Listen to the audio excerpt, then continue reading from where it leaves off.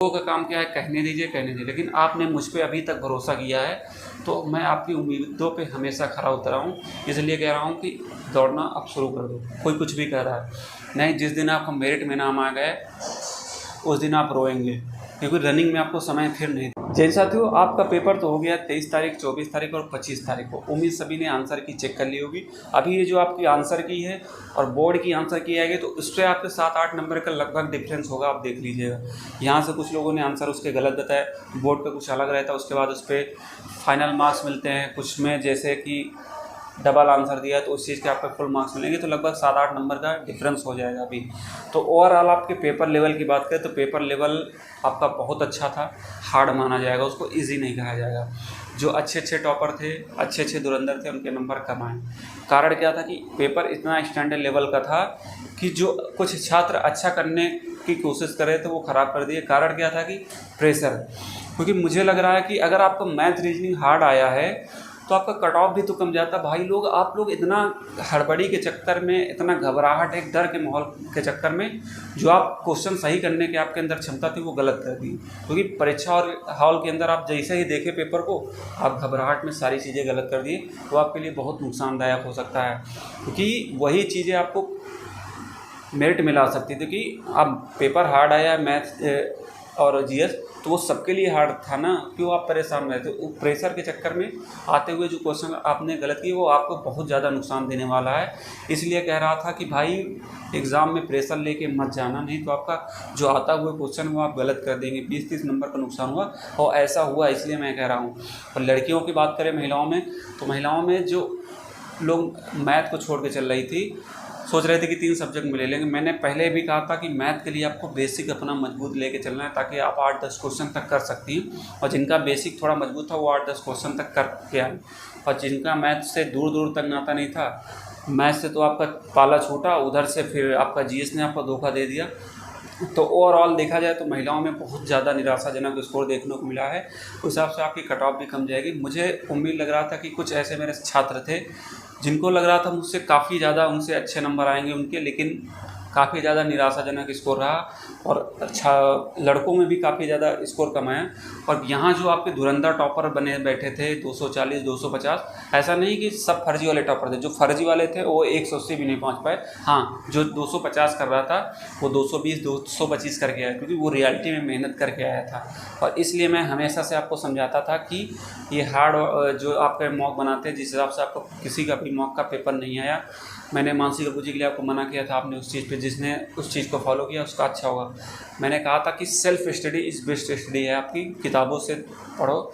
Online के चक्कर में आपको समझ में आएगा कि किताबों से आपने जो दूरी बना ली थी वो आपको अब समझ में आ रही है किताबों की वैल्यू। और मैंने आपको बताया था कि पहले कि इन कट ऑफ के चक्कर में पढ़ो, आपकी कट ऑफ हाई नहीं जाने वाली। तब बहुत से लोगों ने कहा था कि आपको क्या पता है, आपको कुछ ज़्यादा नहीं पता, ये है वो, कट ऑफ 235 है। तो कहाँ गए वो महानुभाव, उनके स्क्रीनशॉट दिखा रहा हूँ कि 235 वाले कट ऑफ वाले कहाँ गए। पूछना उनके, मतलब उनसे पूछना था मुझे कितना उनके नंबर आए। फेंकने तो कुछ भी कोई फेंक देता है। इसलिए कह रहा था कि भाई बिना डर के जो पेपर दिया थोड़ा अच्छा कर पाए। बाकी मुझे इस पेपर में दिखा है कि कुछ एवरेज छात्र थे जो प्रेशर नहीं लिए वो अच्छा कर दिए, जो प्रेशर ले लिया वो गड़बड़। क्योंकि एवरेज छात्र इसमें कुछ होते हैं जो 50-50 में होते हैं। अगर उसने गलती कर दी तो मेरिट से बाहर, अगर अपनी गलतियों को सही, मतलब सही तरीके से पेपर को सॉल्व किया तो इधर हो गया। क्योंकि आप बीच में एवरेज ही ऐसे छात्र होते हैं जो इधर होते हैं इधर होते हैं, क्योंकि थोड़ी बहुत गलती आपको नुकसान दे सकती है। और सबसे पहले ये जो आपको मैं कट ऑफ बता रहा हूँ, इस कट ऑफ को आपको बहुत ध्यानपूर्वक देखना है कि कैसे मैं बता रहा हूँ, किस चीज़ को ध्यान रखते हुए।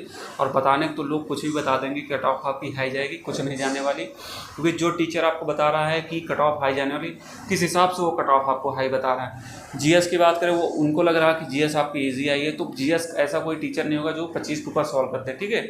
उनको लग रहा होगा कि हाँ हिंदी सरल है, तो भाई आपको लग रहा है सरल, सबको नहीं सरल। मैथ उनको लग रहा है ईजी है, तो सबको नहीं लग रहा है कि मैथ ईजी है। रीजनिंग सबको लग रहा है, तो टीचर को लग रहा है कि स्टूडेंट कर लिया वो, लेकिन स्टूडेंट से पूछो कि वो कितना प्रेशर में था, आती हुई चीज़ें उसको उसने गलत कर दिया। तो जो मैं बता रहा हूँ, अगर इसके अंदर की आपके कट ऑफ के नंबर आपके आ रहे हैं तो मेरे भाई आप बिना पूछे दौड़ना शुरू कर दें। क्योंकि लोगों का काम क्या है, कहने दीजिए, लेकिन आपने मुझ पर अभी तक भरोसा किया है, तो मैं आपकी उम्मीदों पे हमेशा खरा उतरा हूँ। इसलिए कह रहा हूँ कि दौड़ना अब शुरू कर दो। कोई कुछ भी कह रहा है, नहीं, जिस दिन आपको मेरिट में नाम आ गए उस दिन आप रोएंगे, क्योंकि रनिंग में आपको समय फिर नहीं दिया जाएगा। तो अभी समय है तो रनिंग की प्रैक्टिस करते रहो, साथ में और किसी भी एग्ज़ाम की तैयारी करते रहो, ठीक है। तो जिसके हिसाब से आ रहा है, फिजिकल इतना आसान भी नहीं यूपी पुलिस का, बहुत से लोग फेल होते हैं। अभी आंकड़े एक दिन में वीडियो दिखा दूंगा कितने वो लोग फिजिकल में फेल होते हैं। इसलिए लोगों की सबकी कट ऑफ हाई जाएगी। रेडियो ऑपरेटर की बात नहीं कर रहा, रेडियो ऑपरेटर में क्या हुआ सबको पता है। और बाकी जैसे दिल्ली पुलिस वाला हाल होगा, लोग बताते रहेंगे आई, ऐसा कुछ नहीं। पेपर आपका इतना आसान नहीं था कि 220 230 मेरिट जाएगी, ठीक है। पेपर ईजी था। अभी ये जो मैं आपको बता रहा हूँ ये आपका रॉ मार्क्स है।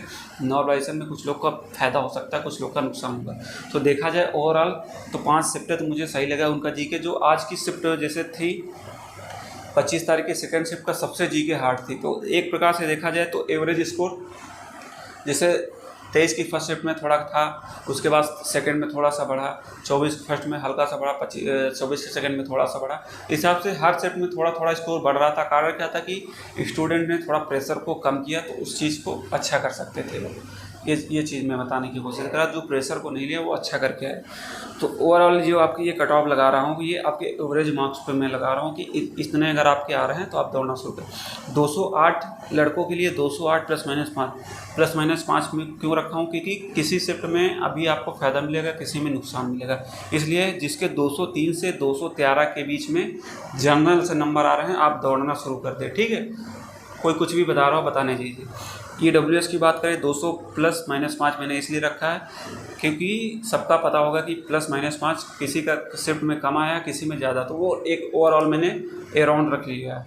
तो EWS में 195 से 205, OBC में 201 से प्लस माइनस 5, तो मतलब आपके 196 से 206 के बीच में अगर आपके नंबर हैं आप दौड़ना शुरू कर दें। SC की बात करें 180 प्लस माइनस 5, मतलब आपके 175 से 185 होने चाहिए। ST की बात करें 160 प्लस माइनस 5, मतलब आपके 155 से 165 के बीच में आप दौड़ना शुरू कर दीजिए। कोई कुछ भी बता रहा हो बता दीजिए। तो यही आपकी कट ऑफ रहने वाला है। बाकी भी नॉर्मलाइजेशन पे अलग से बात करेंगे अलग वीडियो में कभी। इतना अगर आपके आ रहे हैं तो आप दौड़ना शुरू कर दें, ठीक है। और लड़कियों की बात करें तो फीमेल में 180, जनरल में 180 प्लस माइनस 5, मतलब कि आपके 175 से 185 के बीच में अगर आपके नंबर आ रहे हैं तो आप दौड़ना शुरू कर दीजिए बेफिक्र होकर, क्योंकि लड़कियां सबसे ज़्यादा रनिंग में फेल होती है 70 से 80%। इसलिए अगर आपका नाम आ गया तो फिर आप उस दिन रोएंगी और इतना आपके पास समय भी नहीं रहेगा कि आप रनिंग की तैयारी कर लें। और EWS की बात करें 170 प्लस माइनस 5, मतलब आपके 165 से 175 होने चाहिए। और OBC की बात करें 173 से प्लस माइनस 5, 168 से 178 होने चाहिए। और SC की बात करें 150 प्लस माइनस 5, मतलब 145 से 155 के बीच में आपको होना चाहिए। और ST की बात करें 125 प्लस माइनस 5, मतलब आपके 120 से 130 के बीच में अगर आपके इतने नंबर आ रहे हैं तो आप लोग दौड़ना शुरू कर दीजिए, क्योंकि लड़कियों में बहुत ज़्यादा रनिंग में फेल होती है। जब आपकी रिजल्ट आएगा उसके 15 दिन के अंदर रनिंग हो जाएगी। और रिजल्ट की ओवरऑल बात करें, रिजल्ट आपका नवंबर तक 101% आ जाएगा। ट्रेनिंग आपकी अप्रैल 2024 से चालू हो जाएगी। इतना कह रहा हूँ।